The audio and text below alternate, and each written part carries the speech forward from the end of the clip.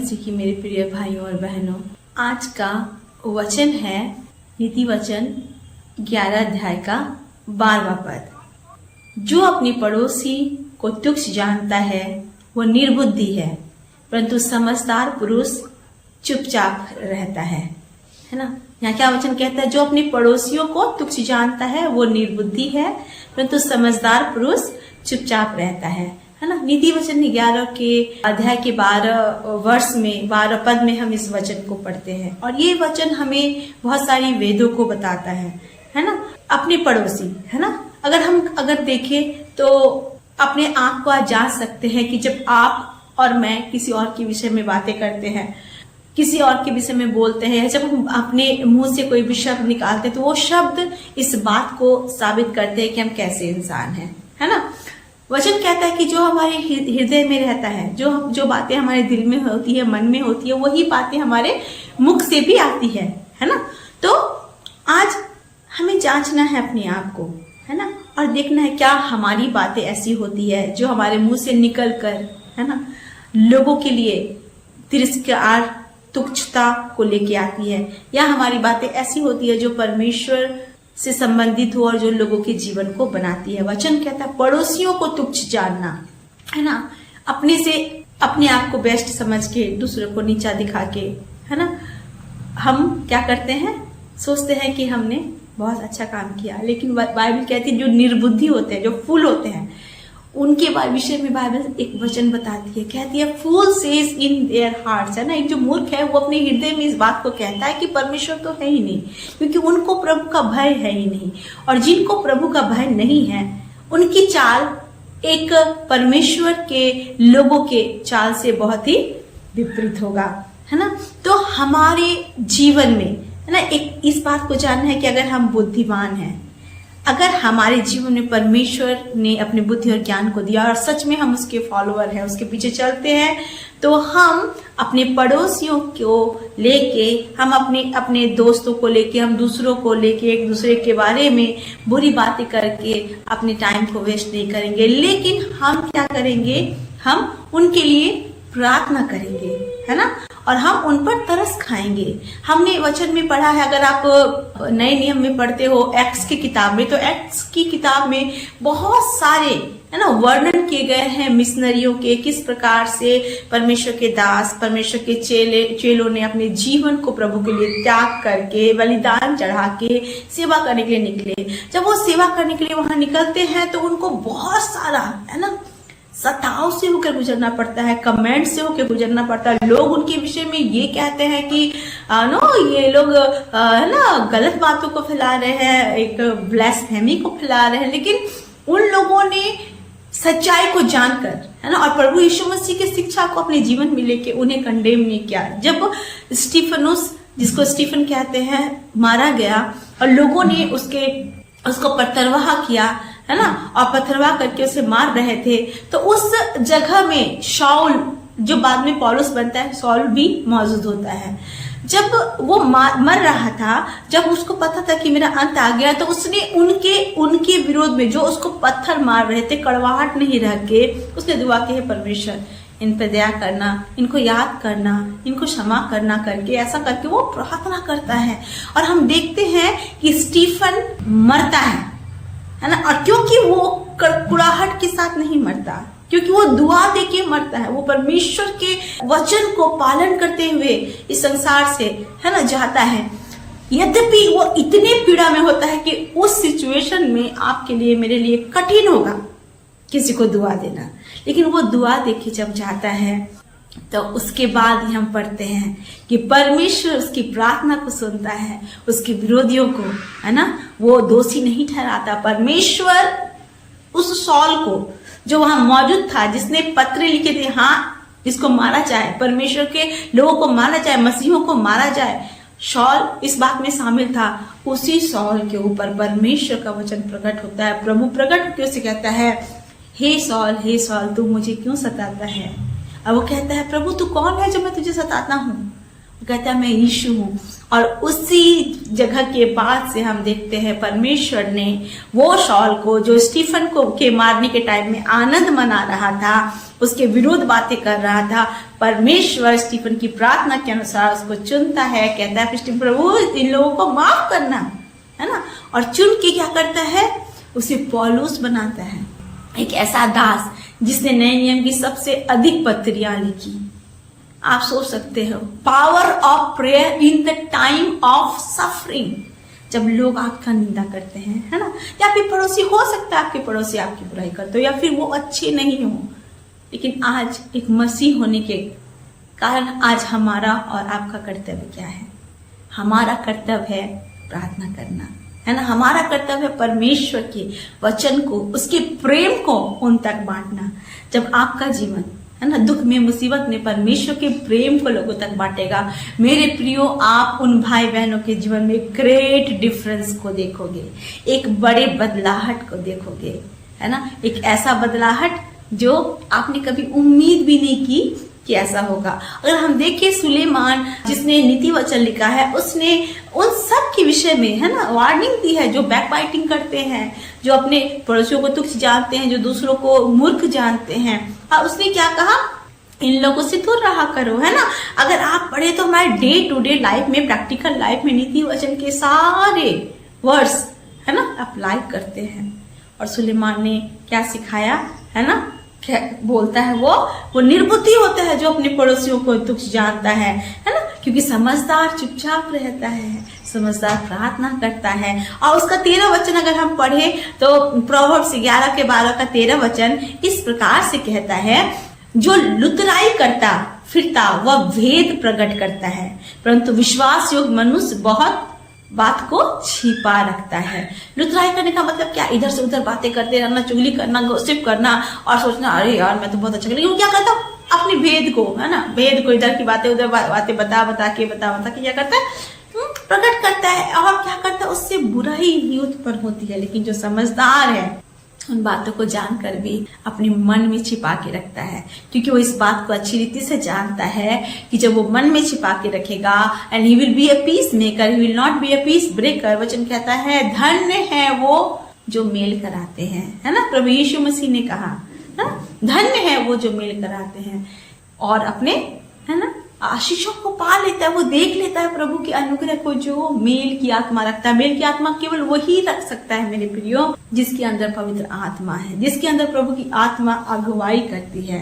वो लुतराई करता हुआ नहीं फिरता, वो भेद प्रकट करता हुआ नहीं फिरता, परंतु वो विश्वास योग्य मनुष्य के समान सारी बातों को छुपा लेता है। तो आज हमें अपने आप को देखना है, हमें ये बात को जानना है, परमेश्वर, यह परमेश्वर जिसने संसार की रचना की, वो अगर हमारे विरोध में बैठ के हमारे बारे में पॉइंट आउट करना स्टार्ट करे कि इसके अंदर ये गलती है, ये गलती है, ये गलती है, तो आप सोचो हमारे अंदर वो कितनी गलतियों को निकालेगा और कहेगा अरे ये तो योग्य है ही नहीं। लेकिन वचन कहता है जब हम पापी थे, है ना, तभी मसीह हमारे लिए मरा। तो आज हमें इस बात को जानना है कि जिस परमेश्वर ने, जिसने हमें बनाया और अपने असीम प्रेम को इस बात से प्रकट किया कि जब हम पापी थे तब मसीह हमारे लिए मारा गया, ताकि आज हम उस पे विश्वास करके धर्मी ठहरे। तो हमें भी कैसी चाल चलनी चाहिए, हमें भी परमेश्वर के समान प्रेम से भरना चाहिए, ना कि नफरत से, घृणा से और एक दूसरे को नीचा दिखाने से। नहीं, we need to build each other, we need to accept. और वचन कहता है कि जो प्रेम है वो सब बातों को सह लेता है। अगर हम पहला कुरिन्थियों के 13 वचन में 13 अध्याय में पढ़ते हैं तो प्रेम के विषय में लिखा गया, कहता है प्रेम सब बातों को छिपा लेता है, सह लेता है ना। सहना, व्हाटएवर, कैसी भी परिस्थिति क्यों ना हो, लोग आपके विरोध में बोले, आप सचमुच ऐसी बातें हो कि बोलना चाहिए, लोग बोलेंगे नहीं ये तो सही है ना, but no, we are not called to spread hatredness. हम नफरत फैलाने के लिए नहीं आए हैं, हमें प्रभु यीशु मसीह के प्रेम को फैलाना है। जब हम प्रभु यीशु मसीह के प्रेम को फैलाते हैं तो हम उसकी आशीषों में भागीदार होते हैं। आप अगर पढ़ोगे मत्ती 5 का 21-22 में यीशु मसीह ने वार्निंग के जैसे बोला है ना, जो एक दूसरे से नफरत करते हैं, जो नीचा दिखाते हैं, है ना। कहते पुराने नियम में क्या लिखा था कि किसी की हत्या ना करना, लिखा है ना कि हत्या ना करना एक पाप था, है ना, जिसको परमेश्वर ने मना किया था कि हमें हत्या नहीं करना है। लेकिन नए नियम में पर यीशु मसीह ने एक और कदम बढ़ के बोला, है ना। मैथ्यू 5:21-22 में पढ़ूंगी, इसमें लिखा है, तुम सुन चुके हो कि पुरुकाल के लोगों से कहा गया था कि हत्या ना करना, और जो कोई हत्या करेगा वह कचहरी में दंड के योग्य होगा। परंतु मैं तुमसे यह कहता हूँ कि जो अपने भाई पर क्रोध करेगा, है ना, क्या लिखा है, जो अपने भाई पर क्रोध करेगा वह कचहरी में दंड के योग्य होगा, और जो कोई अपने भाई को निकम्मा कहेगा वह महासभा में दंड के योग्य होगा, और जो कोई कहे अरे मूर्ख वह नरक की आग के दंड के योग्य। यहाँ तक लिखा गया है कि जब हम अपने भाई को निकम्मा कहते हैं, उसे मूर्ख बोलते हैं, उसे निर्बुद्धि जानते हैं, उसे बेवकूफ समझते हैं, उसकी बुराई करते हैं, तो हम नरक की आग के दंड के योग्य हैं। समझ सकते हैं हम, इट इज हाउ बिग ना, और कितनी बड़ा गुनाह है ये। हमें अपने भाई को, है ना, अपने पड़ोसी को नीचा नहीं जानना है ना, लेकिन हमें उससे अपने प्रेम से भरना है, ताकि हमारा प्रेम जो मसीह के द्वारा हमारे जीवन में प्रकट होता है, वो प्रेम उसके जीवन में काम करे, और एक दिन वो भी प्रभु यीशु की प्रेम को समझकर अनंत जीवन को पाए। तो मेरे प्रियो, ये बहुत जरूरी है कि हमारा कंडक्ट लोगों के साथ कैसा होता है, हमारा चाल चलन कैसा होता है, हम कैसी बातें अपने मुंह से निकालते हैं। हमें पता है पुराने नियम में साफ रीति से लिखा हुआ था कि तू हत्या ना करना, है ना, लेकिन यहाँ पे लिखा है अगर हम बुराई भी करते हैं, हम उसे निकम्मा जानते हैं, हम मृत्यु चाहते हैं, वो भी हत्या के योग्य है, और वो भी दंड के योग्य है, नरक की आग के दंड के योग्य। सोच सकते हैं हाउ ना, कितनी गंभीर बातें प्रभु ने लिखा है, क्योंकि प्रभु यीशु मसीह चाहता था कि हमारा जीवन प्रेम से भरा हो। इसीलिए नीति वचन कहता है कि हमें मूर्ख नहीं जानना है, हमें किसी को नीचा नहीं दिखाना है। और सबसे बड़ी बात, अगर हम मैथ्यू 22 के 39 वचन में पढ़े तो वहां पे सेकेंड ग्रेटेस्ट कमांडमेंट यही है कि लव योर नेबर, है ना, अपने पड़ोसियों से अपने समान प्रेम रखना।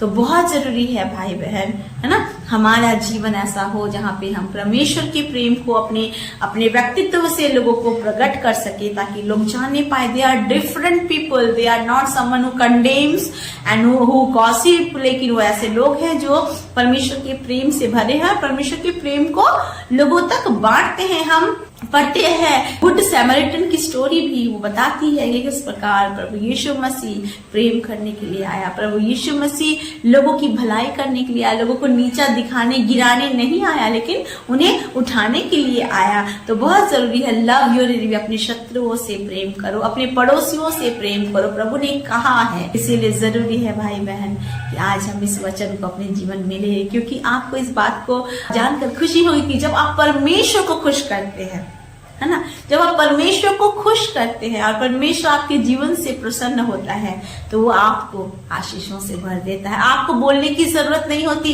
कि लॉर्ड आई नीड दिस और लॉर्ड आई नीड दैट।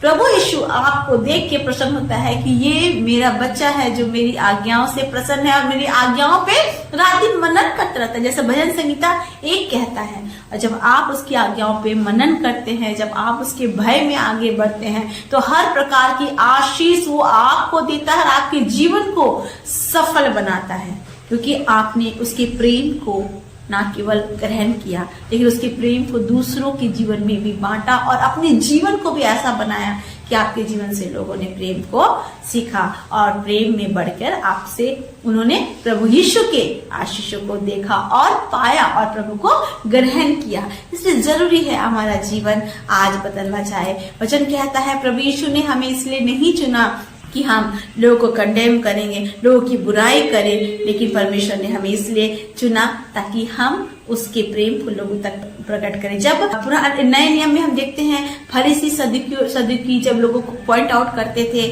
और उन्हें नीचा दिखाते थे कि ये तो हमारे जैसे नहीं है, हम तो धर्मी हैं, हम दान देते हैं, हम उपवास करते हैं, हम ये करते हैं, वो करते हैं।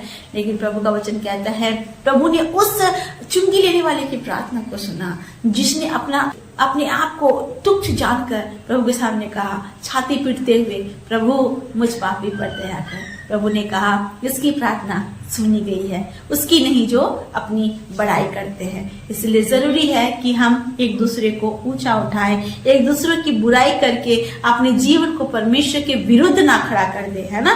प्रभु अगर परमेश्वर ये करना शुरू कर दे तो हमारा जीवन कहाँ रहेगा मेरे भाइयों, है ना। हम तो क्या बोलते, गुनाह के पुतले हैं। हमारे जीवन से बहुत सारी ऐसी बातें होती है जो प्रभु को खुश नहीं करती। प्रभु हमारे गेस्ट में खड़े होकर बोलने लगे, तुमने ऐसे किया, वैसा किया, ऐसा किया, तो हम कहाँ रहेंगे, हम तो उसके सामने खड़े होने के योग्य नहीं ठहरेंगे। इसलिए जरूरी है, ऐसा वचन कहता है, हम लॉर्ड्स प्रेयर में पढ़ते हैं ना कि हमें माफ कर जैसा हम एक दूसरे को माफ करते हैं, है ना। forgive us as we forgive, है ना, others। इसलिए जरूरी है हमें एक दूसरे को सहना है, एक दूसरे को ऊंचा उठाना है, एक दूसरे की बुराई नहीं करनी, एक दूसरे को निंदा में नहीं उड़ाना, लेकिन एक दूसरे को परमेश्वर की प्रेम में उठाना है।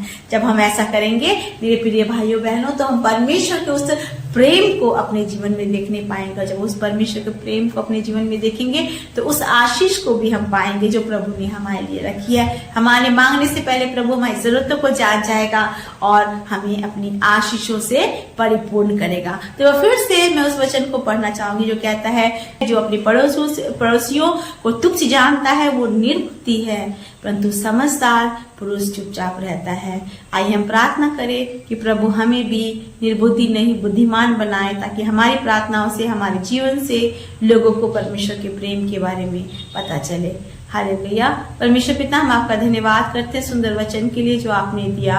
प्रभु हमें भी सहायता कर कि हम आपकी आज्ञाओं को मान सके और निर्बुद्धि बन के दूसरों की निंदा करने वाले, नीचा गिराने वाले लोग नहीं, लेकिन दूसरे को उठाने वाले बने। प्रभु आपने कहा है अपने शत्रुओं से प्रेम रखो, आपने कहा है अपने पड़ोसियों से अपने समान प्रेम रखो। पिता, हम पड़ोसियों को सच में आपके प्रेम से भरने वाले हो जाए, हमारा जीवन आपको महिमा देने वाला जीवन होने पाए। पिता, मैं विश्वास करती हूँ कि जब हमारा जीवन, हमारी चाल चलन, हमारी हरकतें आपको पसंद आएंगी पिता, आप निश्चय हमारे जीवन की मन की इच्छाओं को पूरा करेंगे। आपने कहा है पिता भजन संहिता 1 में, प्रभु जो पुरुष आपको खुश करता है, आपकी आज्ञाओं को मानता है, उस पर मनन करता है, वो पुरुष जो कुछ भी वो करता है वो सफल होता है। वो उस वृक्ष के समान होता है जो बहती नालियों के किनारे लगाया गया, जो अपनी ऋतु पे फलता है और उसके पत्ते कभी मुरझाते नहीं। परमेश्वर पिता, हम पर भी अनुग्रह कर कि हम आपकी आज्ञाओं को मानकर आपके प्रेम से प्रभु लोगों के जीवन में प्रभु आपका प्रेम प्रकट करवा सके परमेश्वर पिता, और सच में आपका उद्धार उनको दिला सके परमेश्वर पिता, क्योंकि आपने हमसे इतना प्रेम किया। वचन कहता है जब हम पापी थे तभी आप हमारे लिए मारे गए परमेश्वर पिता। आपने क्रूस के मृत्यु हमारे लिए सही, क्योंकि आपने हमसे प्रेम किया था और आपने हमें ये सिखाया है कि हमें दूसरों के को कंडेम नहीं करना। जैसे आपने फरीसी सदुकियों को कहा कि प्रभु घमंडी नहीं बनना, हमें अपने आप को ऊंचा नहीं करना, हमें नम्र और दीन करके आपके चरणों तले आना है परमेश्वर पिता, दूसरे को भी उठाना है। प्रभु हमें बदल, ताकि आपका प्रेम हमारे जीवन से बहने पाए और हम बातों को सहने वाले बने, हम लड़ाई झगड़े में और व्यर्थ बातों में समय बिताने वाले ना बने परमेश्वर, लेकिन शांत रहकर आपकी आशीषों को अपने जीवन से देखिए पिता। धन्यवाद करते सुंदर वचन के लिए। सभी सब्सक्राइबर्स को आपके हाथों में सौंपते, उनकी जरूरतों को आप जानते हैं, पूरा करना, अनुग्रह करना, दया करना, चाहे कोई भी जरूरत क्यों ना हो। फिजिकली वो अगर कोई बीमार है प्रभु आपकी चंगाई उतरने पाए, प्रभु किसी को किसी बात की जरूरत है प्रभु आप पूरा करना, सबको आशीष देना और सबसे बढ़कर अपने प्रेम को उनके जीवन में प्रकट करना पिता, ताकि वो एक दूसरे को उठाने वाले बने परमेश्वर। आपकी आशीष को प्रभु अपने जीवन के हर क्षेत्र में देखने वाले हो जाएं। धन्यवाद करते प्रभु सुंदर वचन के लिए, इस वचन से तेरी महिमा हो जाए। यीशु के नाम से इस प्रार्थना को मांगते हैं और पा लेते हैं, आमीन आमीन। Praise the lord, God bless you all. प्रभु यीशु मसीह के नाम से प्रभु यीशु मसीह का आशीष और अनुग्रह हम सभी के ऊपर बने रहे, आमीन आमीन। मेरे प्रियो, इस चैनल को सब्सक्राइब करें और शेयर करें। अगर किसी को भी प्रार्थना का विषय हो तो डिस्क्रिप्शन में दिए हुए नंबर पर कॉल करके प्रार्थना करा सकते हैं। हम आपके लिए प्रार्थना करेंगे। आप अपनी व्यक्तिगत प्रार्थना में हमारे लिए प्रार्थना कीजिए, इस सेवकाई के लिए, इस सेवकाई का उन्नति के लिए, इस सेवकाई में जुड़े हुए हर एक जन के लिए, हर एक का आत्मिक उन्नति के लिए, तरक्की के लिए, आत्मिक आशीष के लिए, संसारिक आशीष के लिए, पारिवारिक आशीष के लिए प्रार्थना करें। प्रभु यीशु आप सबको आशीष दे। इस सेवकाई के द्वारा परमेश्वर आपके जीवन में कार्य किया हो वो भी हमें बता सकते हैं, ताकि हम सब मिलकर परमेश्वर को धन्यवाद दे सके, महिमा कर सके। प्रभु यीशु आप सबको आशीष दे। आमीन आमीन।